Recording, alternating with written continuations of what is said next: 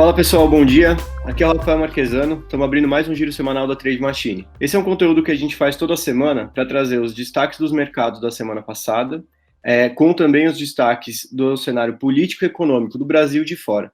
Com isso, a gente entendendo os cenários econômicos, a gente consegue olhar para as nossas estratégias e trazer o comportamento delas nessa semana. E aí, por último, a gente traz o que a gente deve esperar para essa semana que começa agora nos mercados e como os nossos algoritmos devem performar. Como sempre, estou aqui com a Renata, nossa analista. Bom dia, Renata. E com o Felipe, que também é analista e diretor de produtos da Trade Machine. Bom dia, Felipe. Bom dia, Rafael. Bom dia, Renata. Bom dia a todos. Renata, vamos começar falando do perfil, do comportamento do mercado na semana passada? Vamos sim, Rafa. O Ibovespa ele vem mantendo uma tendência de baixa nas últimas 5 semanas. Na semana passada encerrou a sexta-feira com desvalorização semanal de 3,8% e amplitude de 5,25%, encerrando aí abaixo dos 95 mil pontos. Para completar o cenário ruim, a gente acompanha uma forte desvalorização do real frente ao dólar. O dólar que fechou a semana com alta de 3,11% e amplitude de 3,27%. E as bolsas fora do país, como é que foi o comportamento delas? Elas trabalharam meio sem direção única na semana, tá, Rafa? Esse ambiente de incerteza acaba prejudicando, assim, uma tendência muito clara. Perfeito. Vamos começar, então, falando das agendas políticas e econômicas do Brasil. A gente teve algumas notícias importantes e também publicação de resultados, né? Sim, no Brasil, as maiores dúvidas continuam sendo com relação aos esforços do governo em permanecer dentro dos tetos dos gastos públicos e cumprir com o orçamento. Na semana passada, foi anunciado o programa Renda Cidadã. A intenção do governo é que o programa substitua aí o Bolsa Família e repercutiu bastante os planos do governo em financiar o programa. A ideia inicial foi de usar parte dos recursos que já haviam sido destinados ao Fundeb e ao pagamento de precatórios, né? O mercado reagiu muito mal à notícia, porque o que se esperava era que o governo, pelo menos, cogitasse alguns cortes de gastos para arcar com os custos adicionais do programa. Ainda sobre a questão fiscal, Rafa, a dívida bruta atingiu mais de 88% do PIB e é o 5º mês seguido de altas históricas. O aumento do endividamento ele já era esperado, muito por conta do aumento das despesas relacionadas à pandemia. Contudo, isso acrescenta ainda mais preocupação com relação às contas públicas. No cenário econômico, o IBGE divulgou dados sobre desemprego. A taxa de desemprego alcançou 13,8% no trimestre até julho. No total, são mais de 13 milhões de pessoas sem ocupação. O resultado veio levemente acima das expectativas e contrastam aí com os dados do CAGED, que também foram divulgados na semana. De acordo com o CAGED, houve criação de mais de 249 mil vagas de trabalho com carteira assinada só em agosto, tá? Essa divergência entre os indicadores, ela costuma ser bastante normal devido às diferenças de metodologia nas pesquisas. E para finalizar aqui no Brasil, tivemos dados da produção industrial, que subiu 3,2% de julho a agosto. No ano, o setor acumula queda de 8,6% e esses números vieram um pouco abaixo do que era esperado. Perfeito. Então, esses são os pontos que acabam refletindo na nossa bolsa por aqui, mas a gente tem dados importantes também dos mercados internacionais, né? Principalmente Estados Unidos, PMI do Japão, da China, certo? O mercado político externo permanece o impasse envolvendo a aprovação de um novo pacote de estímulos fiscais nos Estados Unidos, faltando aí um mês para as eleições presidenciais. Referente a isso, a Câmara de Representantes aprovou na semana passada um pacote de 2,2 trilhões de dólares. No entanto, agora precisa da aprovação do Senado, e como a maioria do Senado é republicana, existe pouca chance de ser aprovado. Ainda sobre os Estados Unidos, foi realizado o primeiro debate presidencial entre Joe Biden e Donald Trump, e foi um debate aí bem nos moldes do que a gente vê aqui no Brasil. Muitas acusações e pouco conteúdo. Mas apesar de caótico, Biden se saiu melhor no debate, tá? Ainda na semana, Trump ele comunicou que testou positivo para o Covid-19. Então, as últimas notícias é que ele passa bem e deve receber alta do hospital ainda hoje. Essa notícia deu uma animada também nas bolsas. Com relação aos dados econômicos, foi divulgado o PIB do real dos Estados Unidos, que recuou 31,4% no segundo trimestre. Apesar de uma alta acentuada, as projeções vieram um pouco melhor do que havia sido precificado pelo mercado. Dados do payroll nos Estados Unidos mostraram que o país criou 661 mil empregos em setembro. Os dados vieram também abaixo das projeções, que teve um aumento de 850 mil vagas, tá? A taxa de desemprego nos Estados Unidos em setembro caiu para 7,9%. E finalizando aqui com dados dados da China e do Japão. Na China, o PMI industrial avançou 51,5 em setembro, agosto tinha fechado em 51 pontos, o que mostra que a economia chinesa vai bem e a atividade industrial está em expansão. E no Japão, o PMI de serviços de setembro ficou em 46,9, também um pouco acima das projeções, mas ainda abaixo dos 50, o que indica uma retração da atividade econômica. Perfeito, Renata. Obrigado. Bastante informação, bastante coisa acontecendo nessa semana que reflete um pouco a volatilidade que a gente teve aqui nas nossas bolsas, né? E nessas volatilidades, como a gente tem estratégias que tanto acompanham a bolsa, como estratégias que tentam absorver essas volatilidades, a gente conseguiu ter alguns resultados interessantes nessa semana, né, Felipe? Sim, Rafael. Eu acredito que, assim, muito voltado a volatilidade do índice do dólar, né? O índice chegou a uma amplitude aí de 5,25, segundo a Renata, né? Então, essas volatilidades, elas fazem com que a gente performe muito bem nos algoritmos de day trade, porque o algoritmo ele enxerga muita entrada em um mercado extremamente líquido e propenso para ganhos, tá? Então, eu vou começar por eles. Os algoritmos de day trade, em média, eles entregaram 1,28% nessa semana, bem acima do Ibovespa, que resultou em menos 3,08%, e performaram positivo e fizeram com que os portfólios, durante a alocação, performassem quase na plenitude positiva. Perfeito, é interessante. A gente tem aqui resultados essa semana a gente viu uma semana em que, ao contrário do que a gente tinha visto nas últimas semanas, a gente viu o portfólio de alocação escolhendo melhor os algoritmos, né? Porque a gente teve um resultado bastante positivo, chegando a ter marcas de 6,27% nos portfólios de day trade, não é? Exatamente. Muito bom. Você tem a gente chegou a comentar na semana passada, né, o retorno à média. Os portfólios de day trade eles vinham de 3 semanas negativas, e com essa semana eles não só recuperaram as 3 últimas semanas, como eles superaram, né? Então ainda é de grande valor o campo de retorno à média e a análise da alocação em si.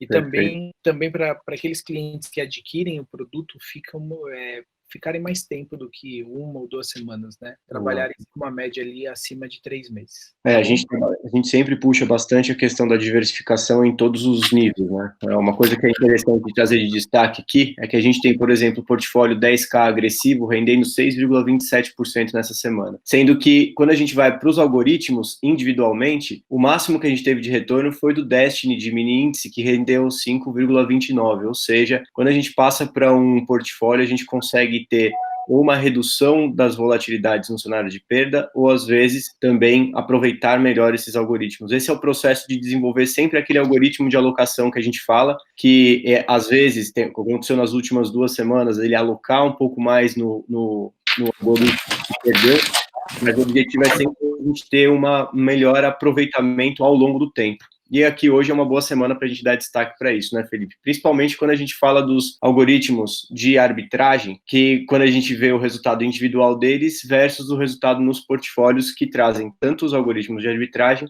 quanto os de day trade, não é? Vamos entrar nesse bloco dos algoritmos de arbitragem? Como é que foi essa semana? Vamos sim. O algoritmo de long short, né, o cérebro, ele resultou em menos 0,34%.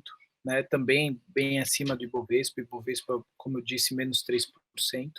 Né. O resultado principal dele foi o BRDT e Rail. Né, é um algoritmo de arbitragem sobre o intrasetorial, né, são 2 de logísticas ali, focado, e ele resultou negativo em menos 2% esse par.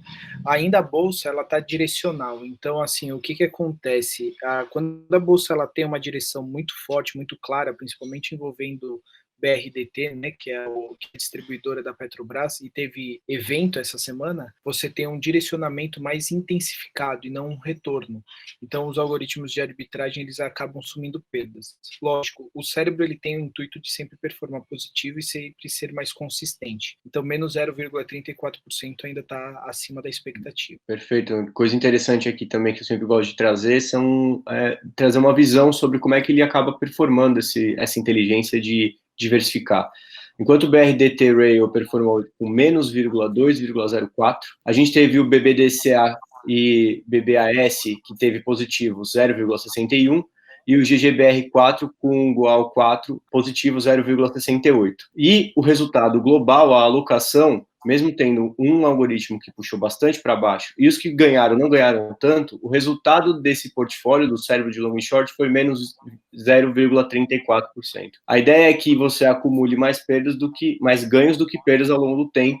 Por isso é mitigar os ganhos, mitigar as perdas e às vezes também ter ganhos menores, mas ganhos mais consistentes, que é um ponto que a gente vê nos portfólios de 30 a 100K, não é, Felipe? Que tem tanto os portfólios de long and short, que perderam essa semana, quanto os de day trade. Exatamente, né? Então, assim, ó, só matando a carteira, e aí a gente já cai para os portfólios. A carteira, ela retornou menos 2,19% frente ao Ibovespa menos 3, perdão. Então, assim, a carteira também, ela bateu o Ibovespa, foi uma semana de queda, mas foi uma semana de uma queda menos acentuada do que o Ibov. Quando você desce para os portfólios começando agora pelos maiores do que 30 mil, então entre 30 e 100 mil que possuem long shorts e day trade, você tem um resultado positivo, tá? Em média, eles resultaram 0,97% essa semana, né? Quase 1% aí. E isso por conta da alocação, a gente usa a margem do cérebro de long short dentro dos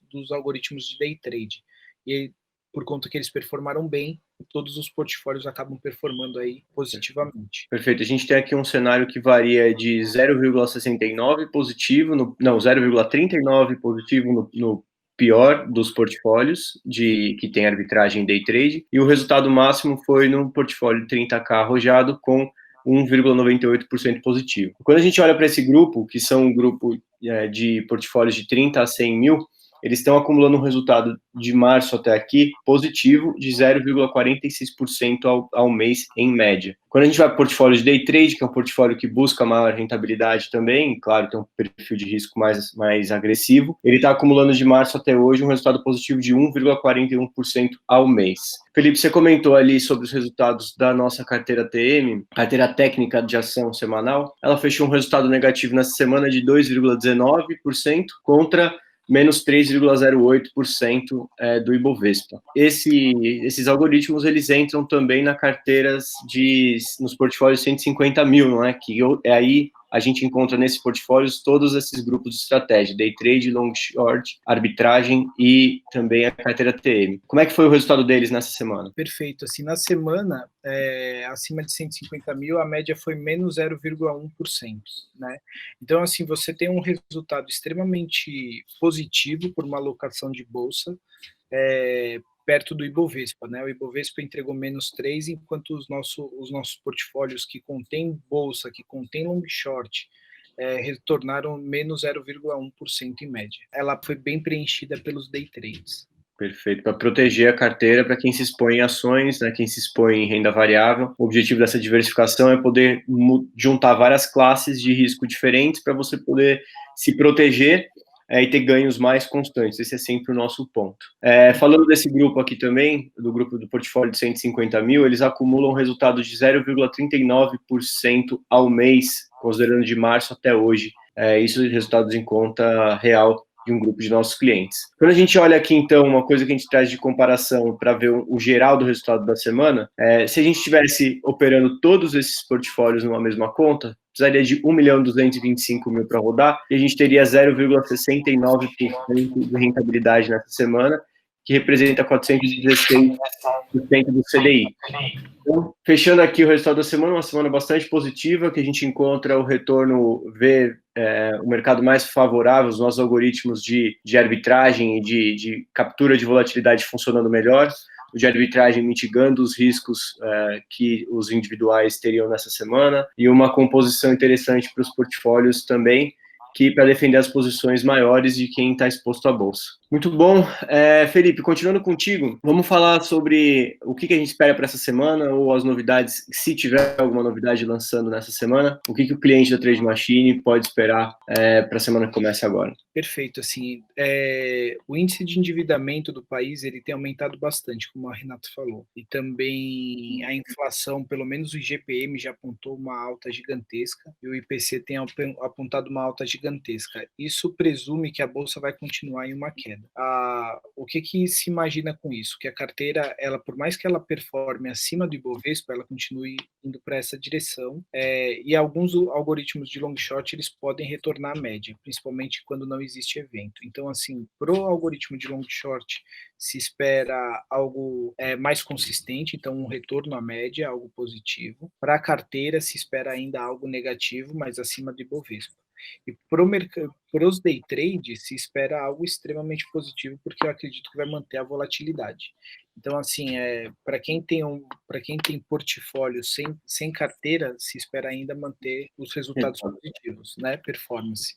A gente continua trabalhando em cima do cérebro de day trade, ainda não tem uma previsão de lançamento, só que é algo que melhora ainda mais ali o nosso core dentro do P&D e da própria trade machine ali, dos automatizados, né? Perfeito. Essa foi a nossa origem, né? A gente sempre focou bastante em trazer operações de curto prazo, foi por onde a gente começou e por isso que a gente tem resultados tão consistentes neles, né? Assim, tem mais tempo de desenvolvimento e o interessante de uma modelagem é que cada evento, quanto mais tempo, é que nem um bom vinho, né? Quando ela amadurece, ela vai ficando melhor. Quanto mais tempo você tem, mais incertezas você tira do modelo, e a gente deve ter uma expectativa muito boa nos próximos lançamentos de day trade também. Então, o aço da Trade Machine deve continuar sendo o aço da Trade Machine pelos próximos tempos. E, Renata, quando a gente olha para o cenário político e econômico do Brasil de fora, o que a gente deve esperar para essa semana que começa? Rafa, o cenário econômico, tá? Hoje tem PMI aqui no Brasil, nos Estados Unidos e também na zona do euro.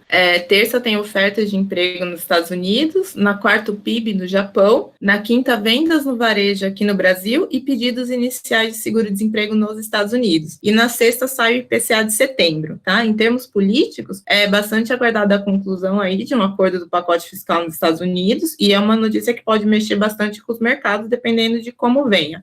O governo aqui do Brasil deve voltar a debater a renda cidadã ainda essa semana e, como o Felipe disse, as bolsas devem permanecer voláteis ainda por conta dessa incerteza. Maravilha, pessoal. Então, com isso, a gente fecha essa semana mais um giro semanal. Como a gente sempre diz, se acontecer algum evento extraordinário, a gente volta aqui para fazer para cobrir o conteúdo e trazer informação de como os nossos algoritmos devem performar ou performaram se em um evento, por exemplo, aconteceu naquele circuit breaks. Caso contrário, a gente volta na próxima segunda-feira, de novo trazendo resultados dessa semana, como é que as bolsas performaram e como é que nossos algoritmos também performaram nesse mercado. Tudo bem? Pessoal, obrigado de novo, Renata, obrigado, Felipe, e até a próxima semana.